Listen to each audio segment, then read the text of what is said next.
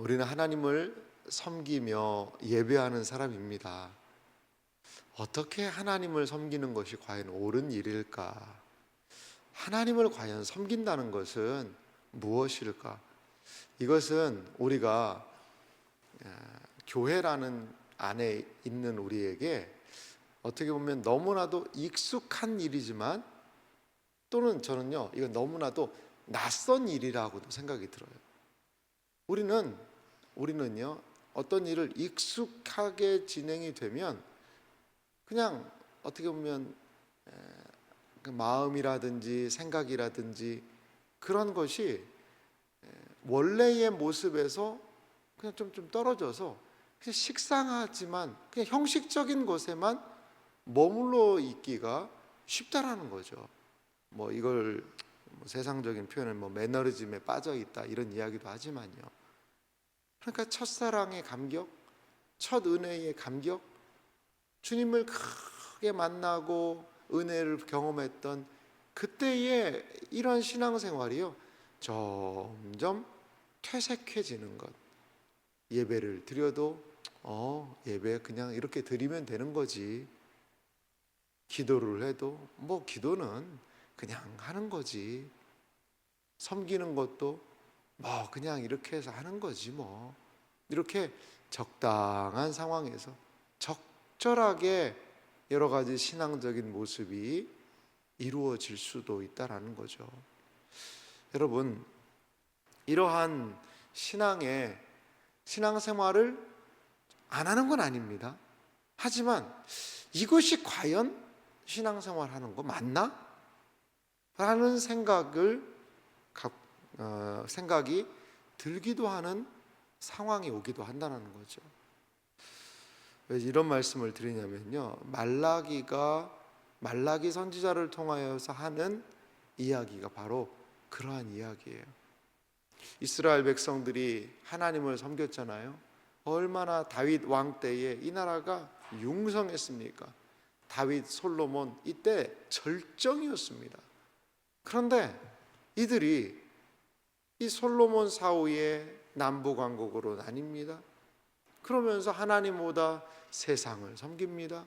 그러자 하나님께서는 북왕국 이스라엘은 아시리아에, 남왕국 유대는 바벨론의 포로가 되게 합니다. 그런데 하나님께서 때가 돼서 그들을 포로에서 귀환을 시켰어요.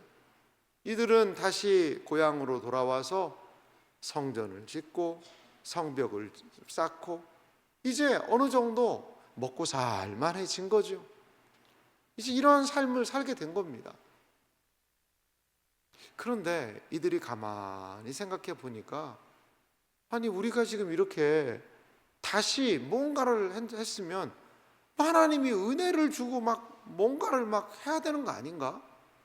이런 생각이 그들에게 들었던 것 같아요. 오늘 성경 말씀을 보니까요, 2절은 이렇게 시작을 해요.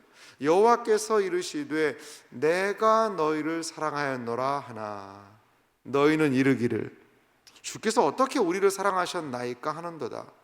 나 여호와가 말하노라 에서는 야곱의 형이 아니냐 그러나 내가 야곱을 사랑하였고. 오늘 성경이 우리에게 일러주고 있는 말씀이 뭐죠? 하나님께서 말씀하시는 거예요. 내가 너희를 사랑했다, 내가 너희를 사랑한다 라고 얘기하니까 이스라엘 백성들이 이야기하는 겁니다. 그들이 이르기를 주께서 어떻게 우리를 사랑하셨습니까? 아니 하나님 우리를 사랑하는 거 맞아요? 라고 반문을 하는 거죠. 3절 말씀에도 보니까요, 에서는 미워하였으며 그의 산들을 황폐하게 하였고 그의 산업을 광야의 이리에게 넘겼느니라. 여러분 야곱은 사랑하였고 에서는 미워했다라고 하니까 어떤 그 정서적으로 감정적으로 에서가 하는 모든 행동은 너 싫어, 너 가, 너는 하지 마, 너 미워, 이러한 감정적인 이야기로 1차적으로 받아들일 수 있겠지만 그런 의미만은 아닙니다. 사랑하다, 미워하다 이것은 이제 나라에 대한 이야기도 하잖아요. 이스라엘 나라, 그리고 에서의 에돔의 나라라는 나라가 있습니다. 근데요, 이건 역사가 있어요. 사실 두 나라가 형제 나라거든요. 한 아버지 밑에서 이삭의 두 아들 야곱과 에서잖아요. 그러면 이 두 나라가 얼마나 친밀하게 서로 돕고 살아야 되겠어요. 그런데 역사적으로 보면은요, 이 이스라엘이 망할 때요, 에돔 사람들이요, 그 망하는 거를요 선동을 하고, 거기서 이 전쟁에서 힘들고 어려운 사람들을 종으로 사고 팔고, 이게 너무나도 몹쓸 짓을 많이 한 거예요, 형제의 나라가. 그러한 배경이 분명히 여기에는 깔려 있습니다. 하나님께서 에돔을 심판하시겠다라는 겁니다. 그들은 쌓습니다. 무엇인가 그들은 쌓을지라도 나는 헐어버리겠다라고 이스라엘을 철저하게 외면하고 힘들게 했던 그 나라에 하나님 심판을 선언하시겠다는 거죠. 그래서 하나님은 이스라엘이라는 이 나라를 다시 회복시키셨잖아요. 그것이 어떻게 보면 하나님의 사랑의 표현일 수 있어요. 그러함에도 불구하고 이스라엘 백성들은 하나님이 우리를 뭐 언제 어떻게 사랑했냐라고 이야기하는 거죠. 여기에는 이런 게 있는 것 같아요. 이방 나라 보니까 잘 살고 돈도 많이 벌고, 근데 우리는 왜 늘 이렇게 망한 것도 아닌 것 같은데 잘 사는 것 같지도 않은 것 같고, 이게 뭐 하나님 사랑이야? 라고 아마도 이들이 불평하고 있지는 않나? 이런 생각이 들어요. 하나님은 말씀하십니다. 내가 너희를 사랑한다라는 거죠. 그런데 하나님이 우리를 사랑하시는 방식과 우리가 하나님으로부터 사랑을 받는 것에 대한 방식이 다를 수도 있다는 거죠. 사랑하는 성도 여러분, 우리는 늘 주변 사람들과 나를 비교를 해요. 저 사람은 예수 안 믿어도 저렇게 건강하고, 저 사람은 예수 안 믿어도 저렇게 잘 나가고, 자녀도 건강하고, 부부금슬도 좋아 보이는데, 아니 나는 예수님을 믿는다고 하는데도 뭘 안 되는 건 아니지만 뭔가 대박도 나야 될 것 같은데 왜 늘 이렇게 요 모양으로 이렇게 있지? 하나님, 저 사랑하는 거 맞아요? 약간 이런 정서가 오늘 성경 본문 안에 있다라는 거예요. 사랑하는 성도 여러분, 바벨론에서 건져 올리신 것도 은혜요. 예배당 성전 짓고 예배할 수 있는 것도 은혜요. 그 안에서 그래도 어려움 가운데서도 살 수 있게 하는 것도 은혜요. 여러분, 곰곰이 생각해 보면 하나님의 사랑하심, 은혜가 너무 많아요. 그런데 지금 이들은 그 은혜를 상실하고 있다는 거죠. 자, 그러면 이스라엘 백성들은 과연 어떻게 하나님에 대해서 생각하고 행동했을까가 그 다음에 6절에서부터 등장을 합니다. 6절은요 좀 긴 말씀인데 하나님이 두 가지를 들어서 이야기를 하세요. 그것은 아버지와 주인이라는 그러한 단어예요. 6절을 한번 좀 보실래요? 내 이름을 멸시하는 제사장들아, 나 만군의 여호와가 너희에게 이르기를, 아들은 그 아버지를, 종은 그 주인을 공경하나니, 내가 아버지일진데 나를 공경함이 어디 있느냐, 내가 주인일진데 나를 두려워함이 어디 있느냐 하나 너희는 이르기를, 우리가 어떻게 주의 이름을 멸시하였나이까 하는도다. 여기에 아들과 아버지, 종과 주인의 관계가 나와요. 가장 중요한 단어는 공경이라는 단어, 공경함, 다른 말로 경외함이라는 단어입니다. 하나님을 예배드리는데 경외함이라는 매우 중요한 단어가 있는데, 니들이 나를 왜 경외하지 않느냐라고 이야기하는 거죠. 그러니까 이스라엘 백성은 뭐라고 얘기해요? 우리가 어떻게 주의 이름을 멸시하였나이까? 우리는 그런 적 없는데요 라고 이들은 이야기합니다. 그러자 하나님은 너희들이 나를 경외하지 않은 증거를 내가 되겠다라는 거죠. 7절, 너희가 더러운 떡을 나의 제단에 드리고도 말하기를, 우리가 어떻게 주를 더럽혔나이까 하는도다. 여러분, 더러운 떡을 나의 제단에 드렸다. 제사를 지리는데요, 더러운 떡을, 깨끗하고 온전한 제물이 아니라 더러운 것들을 올려드렸다는 거죠. 자, 8절 말씀을 보실래요?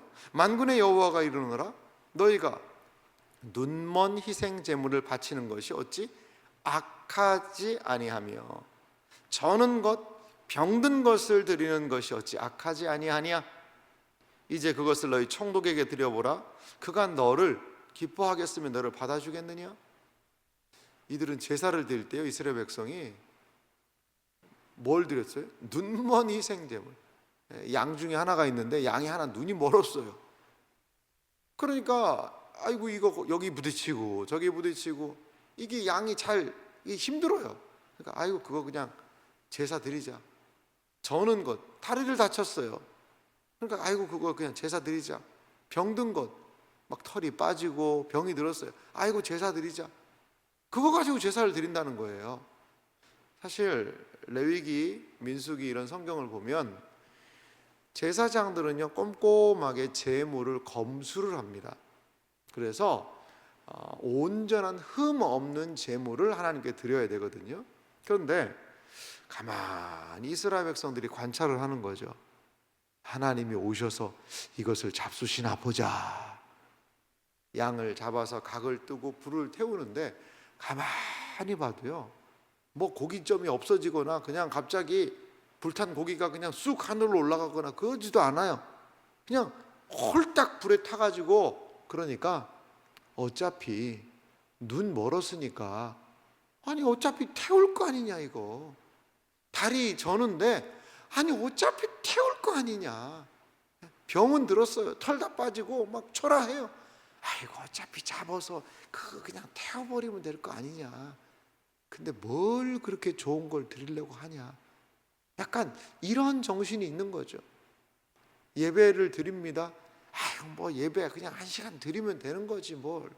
아이고 지금 바쁘고 아이고 빨리 예배 끝나고 지금 우리 회의해야 되는데 아이고 예배 끝나고 나 오늘은 바빠서 빨리 집에 가야 되는데 아이고 오늘따라 예배가 왜 이렇게 기냐. 아이고 뭘 광고도 이렇게 많고. 그 예배 쓰는 시간이 막 아까운 거예요. 예배에 들어서 나오는 시간도 아깝고 내가 이 시간에 일을 하면 얼마를 벌 텐데 이러한 생각하면서 마지 못해. 왜? 예배 안 드리면 찜찜하거든요.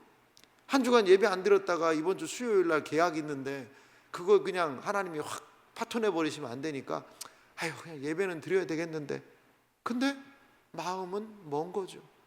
약간 이런 모습이 있어요. 형식은 갖췄어요. 형식은 있어요. 그런데 그 형식이요 온전하지가 않아요.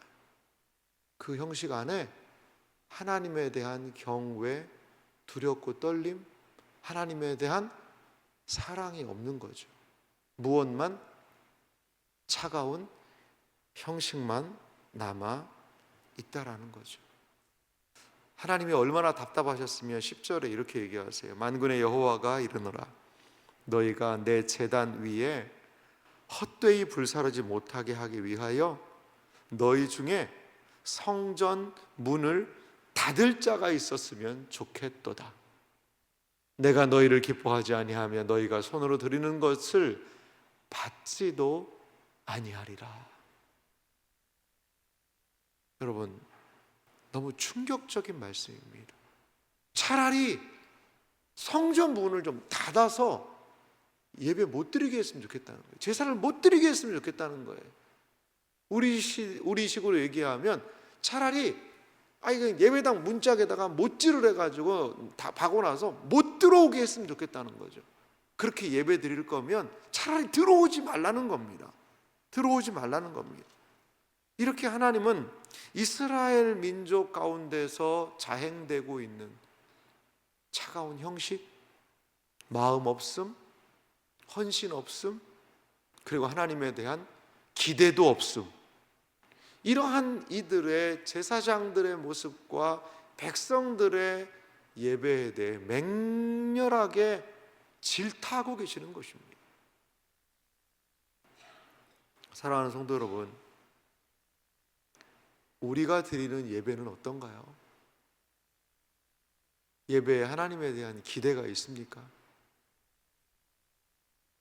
예배 드린다고 앉아는 있지만 아이고 예배가 왜 이렇게 번거롭고 지루하고 힘이 들고 예배가 시작되는 것과 더불어서 빨리 끝나는 것이 그냥 예배의 목적이에요. 그런 모습은 우리에게 있지는 않을까요? 13절 이들은 하나님은 이렇게 이들을 이야기를 하세요. 만군의 여호와가 이르노라 너희가 또 말하기를 이 일이 얼마나 번거로운고 하며 코웃음을 치고 훔친 물건과 저는 것과 병든 것을 가져왔느니라. 너희가 이같이 봉헌물을 가져오니 내가 그것을 너희 손에서 받겠느냐? 이는 여호와의 말이니라. 왜 이렇게 번거롭냐? 이게 왜 이렇게 번거로운 일인가? 라고 이들이 이야기를 하고 예배에 대해서 업신여기고 비난을 하고 훔친 것, 저는 것, 병든 것, 봉헌물을 그런 걸 가져온다라는 거죠. 사랑하는 성도 여러분, 예배가 회복되어야 합니다. 예배만 회복되어도요 우리의 삶에 놀라운 변화가 있어요. 하나님을 사랑하는 예배 때 하나님의 은혜가 경험되어지고 그 은혜를 붙잡고 한 주간을 그 말씀을 붙들고 살아가고 그러면서 이 안에 변화가 일어나고 하나님을 기억하여 기도하며 하나님께 올릴 찬양과 경배를 올려드리고 그리고 또한 예배 자리에 나와 그 하나님을 기대하고 사모하고 예배하고 이 가슴 벅차고 떨림이 있는 그러한 신앙 생활이 예배의 회복 안에는 있습니다. 이스라엘 백성들 그걸 잃어버렸어요. 그것을. 그러자 하나님께서는 이렇게 마음 아파하시며 그들이 돌이키고 돌아오라 그러면 산다라고 이야기하고 있는 것입니다. 형식의 돌아옴, 내 형식과 어떤 갖춰 놓는 외형의 돌아옴이 아닙니다. 이들의 돌아옴은 마음의 돌이킴인 것이지. 사랑하는 아들아, 딸아, 예배드리고 제사드리는 너희들의 마음은 어디 있느냐? 라고 우리 주님은 묻고 계십니다. 사랑하는 이 새벽을 깨우는 여러분, 이 새벽에 이 자리에 나온다는 것 엄청난 일이에요. 여러분, 참 여러분들의 이 열심, 또 온라인으로 지금 이 새벽을 깨운 여러분들 참 주님 안에서 격려하고 응원하고 사랑합니다. 그런데 한 가지 기억할 것은요, 새벽에 여기에 나와 있다는 것 자체만으로 만족하지 마세요. 이 새벽에 살아계신 하나님을 향하여 몸부림치면서 붙들고 기도하십시오. 하나님이 새벽에 여러분들을 도우실 것입니다. 하나님이 새벽에 우리와 함께 하실 것입니다. 그래서 우리가 새벽에 눈 떠서 하나님의 영광을 기억하고 바라볼 수 있다면 오늘 이 하루의 삶은 하나님과 놀랍게 역사하는, 하나님과 함께하는 그러한 삶이 될 수 있을 줄 믿습니다. 형식 안에 내용을 채웁시다. 하나님에 대한 기대를 가지고 예배와 기도 그리고 경건의 삶으로 나아가는 모든 삶이 되시기를 주님의 이름으로 축원합니다.